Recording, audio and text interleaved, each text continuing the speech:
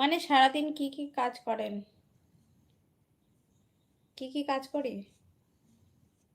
সকালবেলায় ঘুম দিয়ে উঠি, বাসি কাজ করি, রান্না করি, ছেলেকে পড়াই, ছেলের ১০টা দিয়ে স্কুল, ছেলেকে স্কুলে দিয়ে আসি, বাড়ি দিয়ে চলে আসি।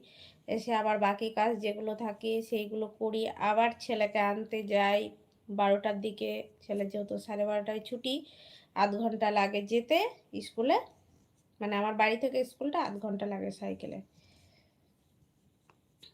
তারপরে ছেলেকে নিয়ে এসে একটু নিজেও ধরো একটু বসি, ছেলেকেও বসিয়ে রাখি। তারপরে ছেলেকে স্নান করিয়ে দিই, ছেলেকে খাওয়ানো আছে।